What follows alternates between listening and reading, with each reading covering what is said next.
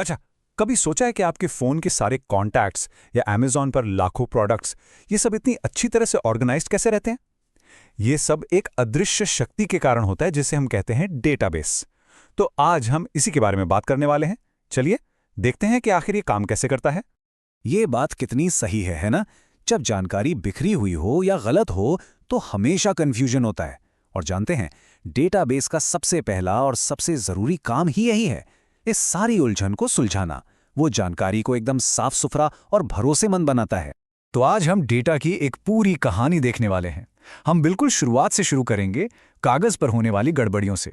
फिर हम देखेंगे कि कंप्यूटर फाइलों ने क्या सुधार किया, लेकिन उनमें क्या कमियां थी। और आखिर में हम जानेंगे कि कैसे एक डेटाबेस इन सारी की सारी समस्याओं का हीरो बनकर आता है और सब कुछ हल कर देता है। तो चलिए अपनी कहानी की शुरुआत एक बहुत ही जानी पहचानी चीज से करते हैं, एक स्कूल टीचर का अटेंडेंस रजिस्टर। जी हाँ, हमारी डेटा की पूरी कहानी यहीं से शुरू होती है। जरा इस नंबर पे एक नजर डालिए, 1300।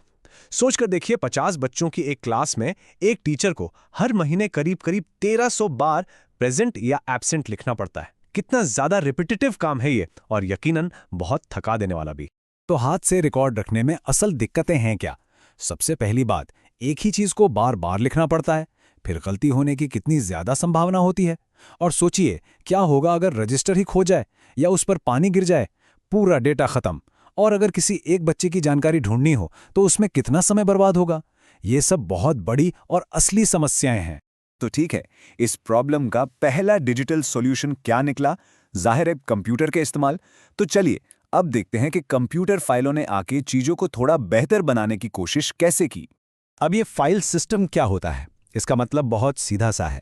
आप अलग अलग जानकारी के लिए अलग अलग कंप्यूटर फाइलें बना लेते हैं।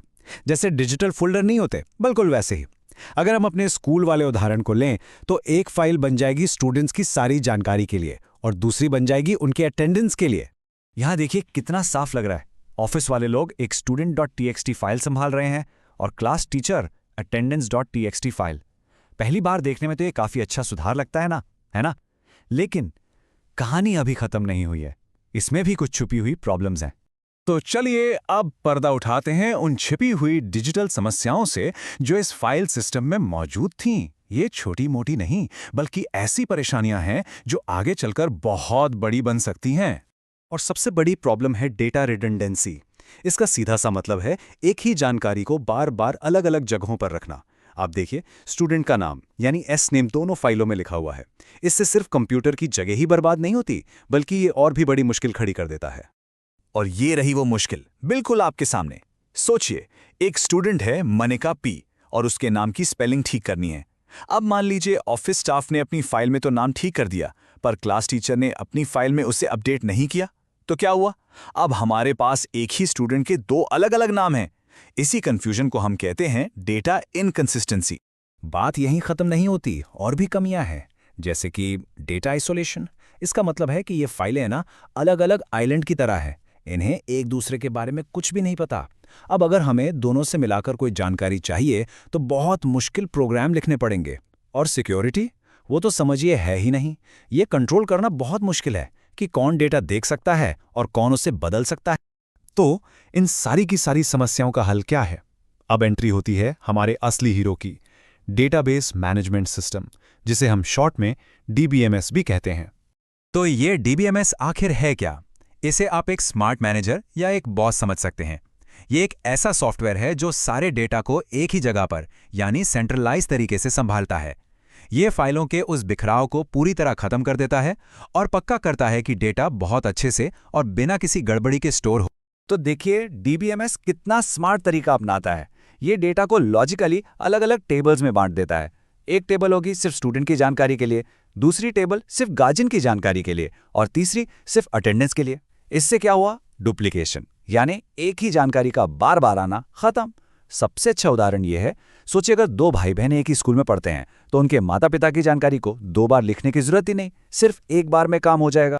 ठीक है, तो आप थोड़ा और अंदर चलते हैं और ये समझते हैं कि सबसे पॉपुलर टाइप का डेटाबेस, जिसे रिलेशनल डेटाबेस कहते हैं, वो आखिर काम कैसे करता है। देखो, रिलेशनल मॉडल में सारा डेटा टेबल्स में ऑर्गेनाइज होता है। टेक्निकली इन्हें रिलेशंस कहते हैं। पर सबसे जरूरी बात यह है कि ये टेबल सिर्फ अलग अलग फाइलों की तरह नहीं है, नहीं, ये आपस में एक लॉजिकल तरीके से जुड़ी हुई हैं।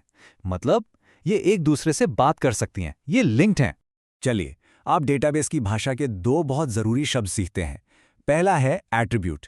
ये कुछ नहीं, बस टेबल के कॉलम का नाम है, जैसे कि स्टूडेंट का नाम या गार्जियन का फ़ोन नंबर। और दूसरा शब्द है टपल। ये टेबल की एक पूरी रो यानी एक लाइन को कहते हैं, जिसमें एक पूरा रिकॉर्ड होता है। और बस दो छोटी बातें और।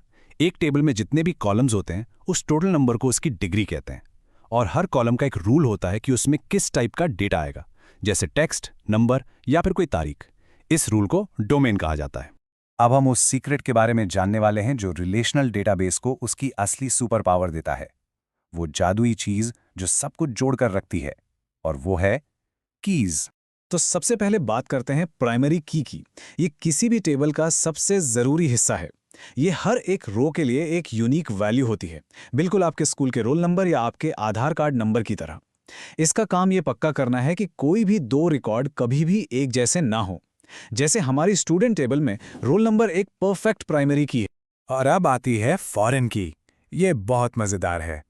ये एक टेबल का वो कॉलम होता है जो किसी दूसरी टेबल की प्राइमरी की को पॉइंट करता है। ये असल में एक पुल की तरह काम करता है जो दो अलग अलग टेबल्स को आपस में कनेक्ट कर देता है। और ये देखिए, यहीं पर सारा जादू होता है। ध्यान से देखिए, स्टूडेंट टेबल में जो GUID है वो एक फॉरेन की है जो गार्जियन टेबल की प्राइमरी की से जुड़ रही है। ठीक वैसे ही अटेंडेंस टेबल में जो रोल नंबर है वो स्टूडेंट टेबल की प्राइमरी की से लिंक हो रहा है।